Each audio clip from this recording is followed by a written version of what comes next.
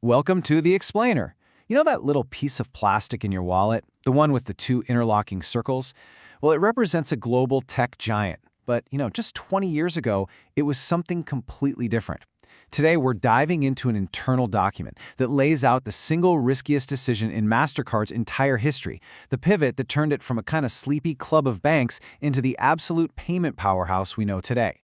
Okay, so here's our game plan. We're going to start by understanding the old Mastercard, what it was like as a private club run by banks. Then we'll get right into its radical transformation in 2002.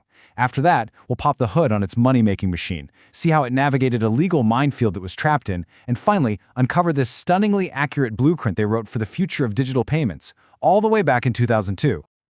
All right, so to really get how big of a deal this pivot was, we have to go back in time.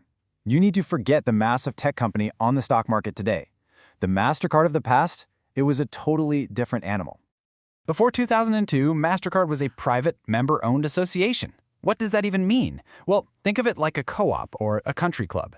It was literally owned and controlled by the exact same banks that issued the cards to you and me. We're talking over 1,500 of them around the world.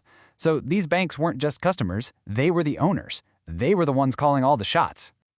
And this is where all the problems really started. As you can see, it created this constant tug of war. The board was packed with executives from all these member banks. So yeah, they had a duty to Mastercard, but they also had a duty to their own bank's profits. And when those interests clashed, which, they did all the time, everything just ground to a halt. In a world that was speeding towards digital, this old model was basically a dinosaur.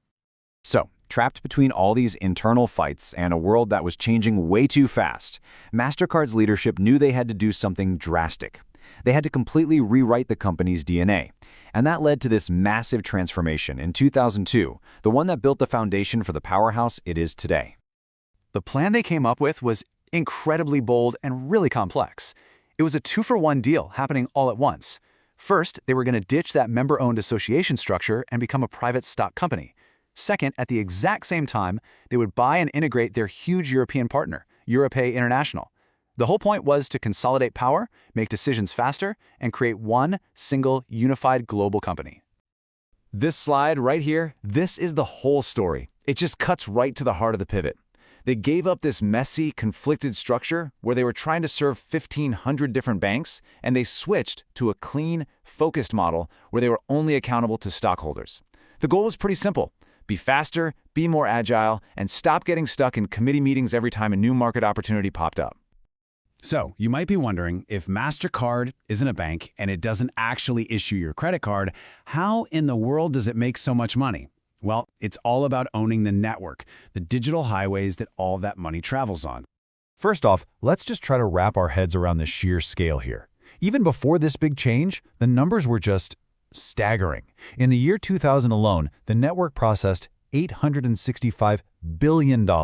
That's the total value of every single swipe, every online purchase, every cash withdrawal. It's an amount of money that's almost impossible to even imagine flowing through their pipes.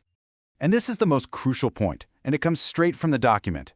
Mastercard is not your bank. They're not lending you any money. They don't set your annual fees. They don't decide your interest rate. Your bank, like Chase or Citi, does all of that. Mastercard just provides the technology, the brand, and the rulebook that lets your bank talk to a merchant's bank in a fraction of a second, from anywhere on the planet. So here it is, the three-step money machine. 1. Banks pay a fee to license those famous brands. 2. Mastercard runs the global network that makes every single transaction possible. And 3. This is the real secret sauce, they charge what they call member assessments. Just think of it like a tiny, tiny toll, a fraction of a percent on the total dollar value of all transactions. And a tiny slice of $865 billion, well, that adds up very, very fast. But, and this is a huge but, making this change was not a simple decision. At the time this was all happening, the company was staring down the barrel of some truly massive risks that could have ended the entire company. The biggest and most immediate threat was legal. Mastercard and Visa were being sued for major antitrust violations. Basically, they were accused of being an illegal duo run by the big banks to kill any competition. The initial damage claims mentioned in this document were around $8 billion. That's a huge number, but hold on, because it was about to get so much worse. As the case moved forward, the potential damages just exploded into this truly terrifying number, $100 billion. We're talking about an existential threat here, a lawsuit that could have literally wiped the company off the map. In a way, that lawsuit was a huge reason for this transformation. By breaking away from the banks and going public, Mastercard could argue it was no longer part of some big conspiracy. It was a move they almost had to make. And it wasn't just the lawsuits, oh no. As you can see here, they were fighting a war on multiple fronts. They had intense competition from Visa and Amex. They carried this enormous settlement risk, which means if a huge member bank suddenly failed, Mastercard was on the hook to make sure all the merchants still got paid. And looming over everything was the constant threat of being out-innovated by new payment tech. So with all that risk, with all that chaos, why on earth would they push forward with such a dramatic change? Because even way back in 2002, Mastercard had this remarkably clear vision of where the entire world of commerce was headed.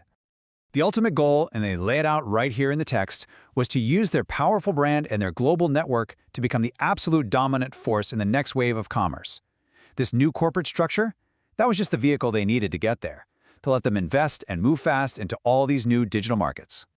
And this slide right here is just, it's incredible. This is their actual roadmap from 2002, and it's like they had a crystal ball. They're targeting e-commerce. They're building out B2B payment systems. They are actively planning for mobile commerce. This is years before the first iPhone even existed, and they're pushing for smart cards. Yep, the chip that's in your card right now. This is literally the blueprint for the last 20 years of financial technology. So, that massive decision back in 2002 to stop being a club and to start being a real competitor, it wasn't just about a corporate restructuring. It was the single move that unlocked the future of digital payments. The success they have today wasn't an accident.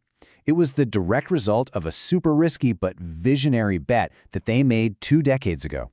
It just goes to show that sometimes the biggest risks lead to the biggest rewards.